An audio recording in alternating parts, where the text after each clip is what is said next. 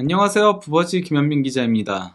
이전까지 대한민국 대표팀을 지도했었던 파울루 벤투 감독이 아랍에미레이츠로부터 감독직 제안을 받았습니다. 이러한 가운데 내일 계약서에 사인을 할 것이라는 보도가 나와 눈길을 끌고 있습니다. 왜 아랍에미레이츠는 벤투 감독을 선임하려고 하는지, 대한민국과의 맞대결은 언제쯤 있게 될지 이런 부분에 대해서 조금 살펴보도록 하겠습니다. 먼저 국내 매체들에서 일제히 파울루 벤투 감독이 아랍에미레이츠 감독 선임이 임박했다라고 보도를 했습니다. 계약 기간은 2026년 월드컵까지인 3년 계약으로 알려져 있는데요. 먼저 그 포르투갈 매체들로부터 벤투 감독이 아랍에미레이츠와 협상 중이라는 보도가 나왔습니다. 7월 7일에 제로제로라는 포르투갈 매체에서 가장 먼저 이제 그 벤투 감독이 아랍에미레이츠의 감독 제안을 받았다라고 보도를 했고, 포르투갈에 상당히 유명한 스포츠 일간지죠.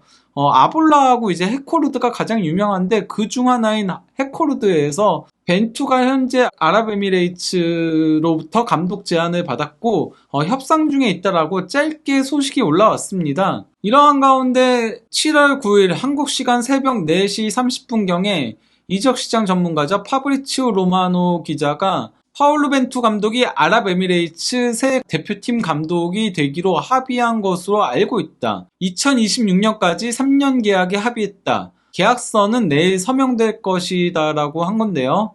여기서 이제 그 2026년까지 계약을 체결한 이유가 2026년에 있을 미국, 캐나다, 멕시코에서의 북중미 월드컵을 대비하기 위함인 건데요. 그러면 아랍에미레이츠의 월드컵 역사를 먼저 살펴보도록 하겠습니다.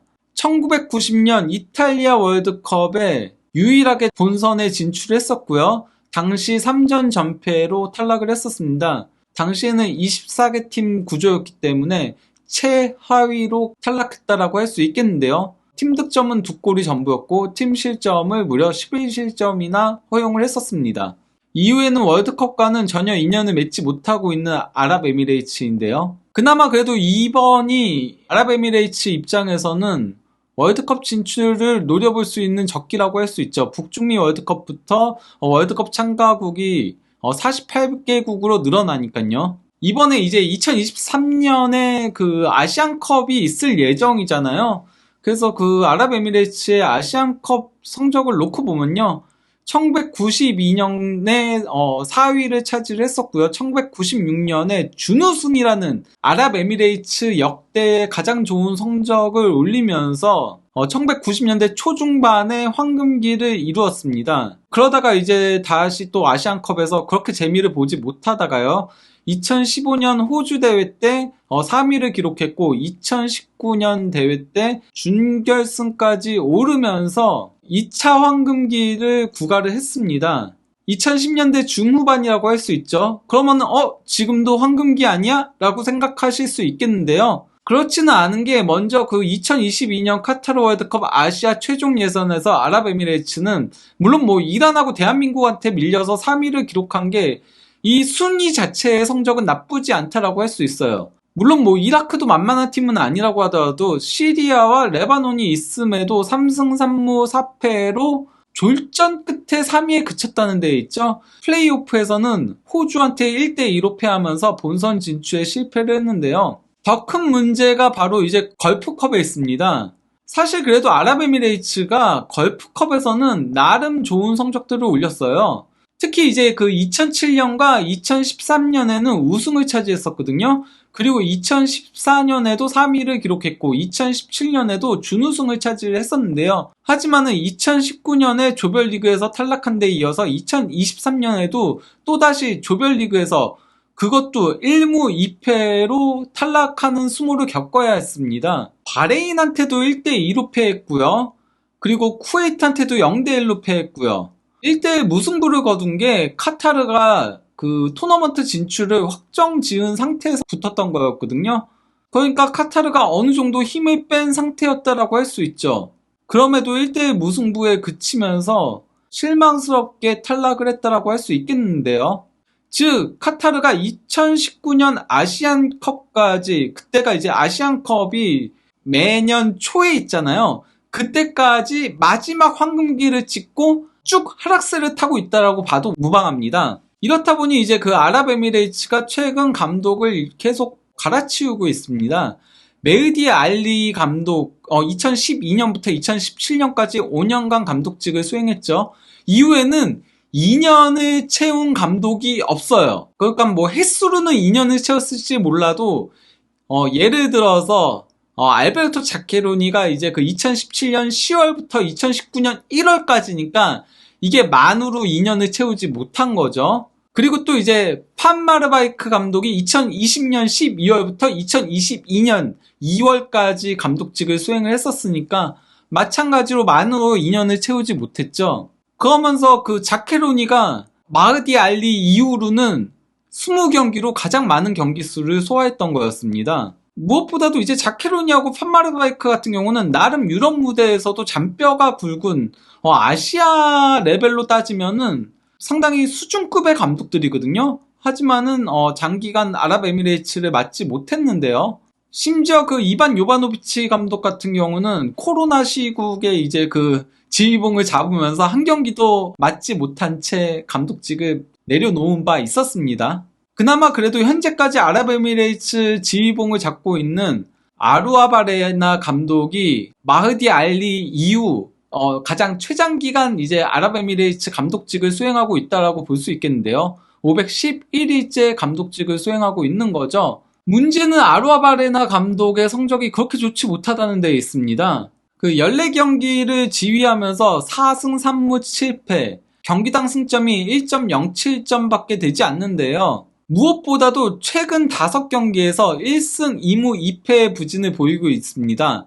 유일한 1승은 가장 최근에 있었던 태국하고의 경기였고요. 타지키스탄한테도 0대0 무승부에 그치는 수모를 겪어야 했고요.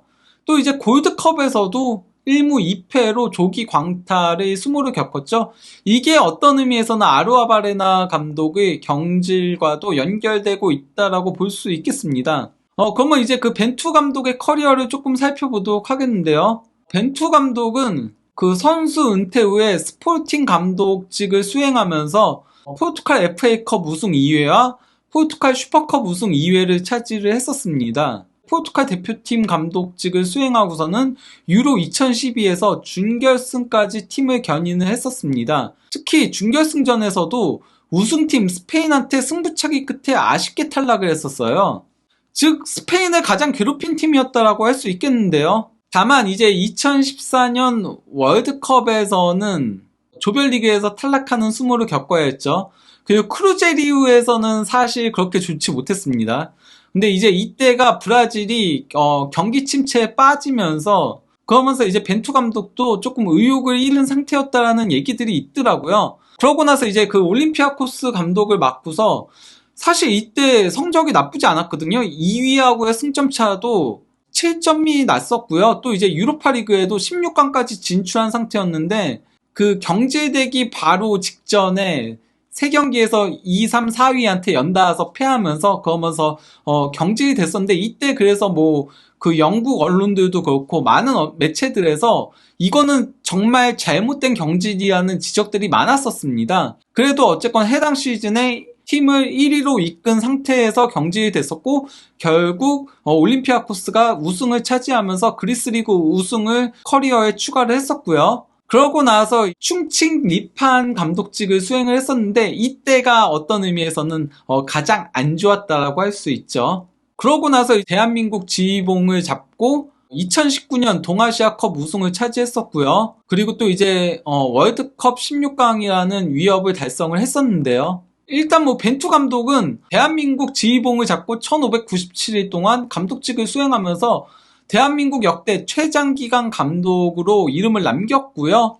그리고 또 이제 경기 수도 57경기로 대한민국 역대 최다 경기 감독으로 당당히 이름을 올렸습니다. 여기서 그치지 않고 35승으로 대한민국 역대 최다승 감독이기도 합니다. 사실 대한민국이 너무 감독을 쉽게 경질하는 경향성이 있다라고 할 수 있겠죠. 물론 뭐 히딩크 감독이라던가 허정무 감독처럼 본인이 그만둔 경우들도 있긴 하지만요. 무엇보다도 벤투 체제에서 대한민국이 월드컵 역대 3번째 토너먼트에 진출하는 데 성공했습니다. 2002년과 2010년과 그리고 2022년 월드컵이라고 할 수 있겠는데요. 그마저도 2002년은 한일 월드컵, 즉 자국에서 열린 월드컵이었죠. 원정 월드컵에서는 2010 남아공 월드컵에 이어서 역대 두 번째 16강 진출인 겁니다. 나름 한국 축구사에 있어서 큰 족적을 남겼다라고 할 수 있겠죠. 벤투 감독이 아랍에미레이트 지휘봉을 잡게 되면 자연스럽게 이제 한국하고 언제 붙게 될지에 대한 관심이 집중될 수밖에 없는데요. 그나마 한국하고 아랍에미레이트가 가장 빨리 붙을 수 있는 게 2023년 아시안컵이라고 할 수 있겠습니다. 근데 이제 그 아랍에미레이트는 C조에 이란, 홍콩, 그리고 팔레스타인과 한 조를 이루고 있고요.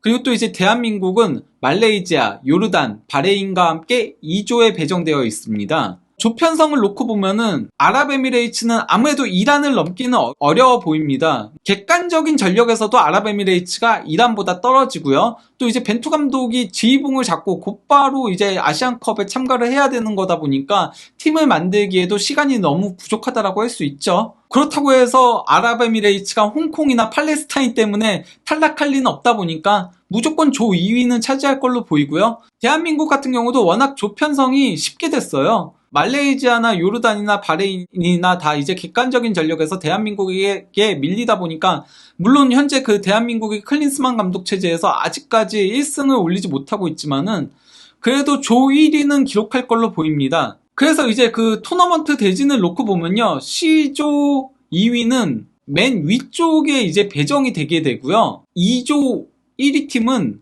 밑쪽에 배정이 됩니다. 그러다 보니까 이제 아랍에미레이트가 C조 2위를 차지하고 대한민국이 2조 1위를 차지한다면은 결승전까지는 붙을 일이 없다라고 할 수 있습니다. 양 팀이 아시안컵에서 맞대결을 펼칠 가능성은 거의 없다라고 봐도 무방한데요. 다만 그럼에도 만약에 아랍에미레이트가 대한민국보다 아시안컵에서 더 좋은 성적을 올리게 된다면은 예를 들어서 뭐 준결승까지 올라가게 된다면은 반면 이제 뭐 대한민국이 8강에서 탈락을 한다거나 물론 뭐 그러지 않을 거라고 생각하고 또 이제 그러지 않길 바라고 있지만요. 혹시라도 그런 일이 발생한다면은 그러면은 클린스만 감독의 입지가 이게 직접적으로 비교가 되는 거다 보니까 흔들릴 위험성이 있습니다. 그냥 개인적인 바람이라면요. 대한민국 대표팀에서 고생을 했던 벤투 감독님도 아랍에미레이트에서 좋은 성적들을 올리시길 기원을 하고요. 대한민국 역시 클린스만 감독 체제에서 전술적으로 조금씩 자리를 잡아가기 시작하면서 수건의 아시안컵 우승을 차지하길 바람하지 않고 있습니다. 그러면은 이쯤에서 이번 영상을 마무리하도록 하겠습니다. 주말 잘 마무리하시기 바랍니다. 감사합니다.